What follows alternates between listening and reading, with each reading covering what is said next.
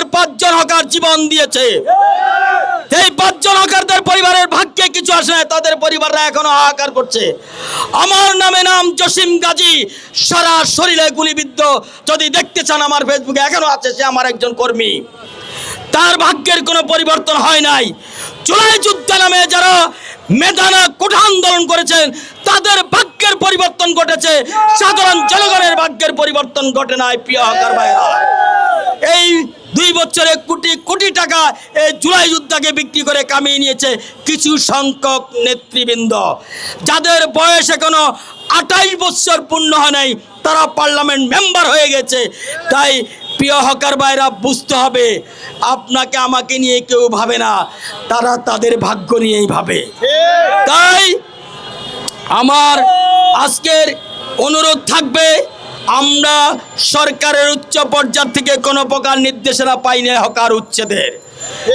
DC traffic, DMP ওনারা 2 দিন আগে একটা নোটিশ দিয়েছে, 28, 29, 30 তারিখে 1 তারিখ থেকে হকারদের উচ্ছেদ করা অভিযান চলবে। তারা বলেছিল প্রাথমিক পর্যায়ে 5 তারিখ পর্যন্ত উচ্ছেদ অভিযান বরাবর থাকবে। আমরা তাদের প্রতি সম্মান দেখিয়ে স্বেচ্ছায় আমাদের হকারদের মালামাল সরিয়ে নিয়েছি। তারপরে কিছু সংখ্যক হকার ঈদ ছুটিতে বাড়িতে গেছে, তারা জানতে পারে নাই, এসে তাদের মালামাল সময় সরাইতে দেয় ম্যাজিস্ট্রেট সহকারে এসে, যে আপনার এই সব পণ্য এখান থেকে সরানোর জন্য 5 মিনিট অতিবাহিত হলে তারে 5,000 10,000 টাকা জরিমানা, জেল, জুলুম, নির্যাতন শুরু হয়ে গেছে। 5 মিনিটে একটা লেবারও তো মাথায় বোঝাটা উড়ে দেয়, 5 মিনিট চলে যায়, তার মালগুলা কিভাবে সরায়? তাকে জেল, জুলুম, জরিমানা। আমরা আজকে 6 তারিখে আমরা আজকে একটি সামান্য কর্মসূচি, যে একটা বিক্ষোভ প্রতিবাদ মিছিল আমরা করব। সেই বিক্ষোভের অংশটা আমরা আজকে এখানে এসেছি। জাতির বিভাগ, জাতীয় প্রেস ক্লাব, সাংবাদিক ভাইদের কাছে আমার অনুরোধ থাকবে, আপনাদের শেষ কলম টোকের কালি দিয়ে হলে আমাদের এই অসহায় গরিব মানুষের হকারদের পক্ষে লিখবেন।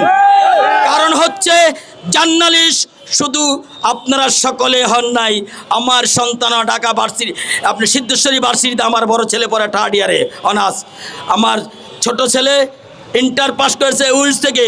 তাহলে আমি হকার হতে পারি, আমার ছেলেদেরকে অশিক্ষিত কিন্তু রাখি নাই। এরা যে আগামী দিনে জার্নালিস্ট হবে না, কিংবা স্বরাষ্ট্রমন্ত্রী, পররাষ্ট্রমন্ত্রী, প্রধানমন্ত্রী হবে না, এর কি নিশ্চয়তা দিতে পারেন? সাজ্জাদ সালামরা যদি এদেশের এমপি হতে পারে, আমার ছেলে কেন এমপি হতে পারবে না?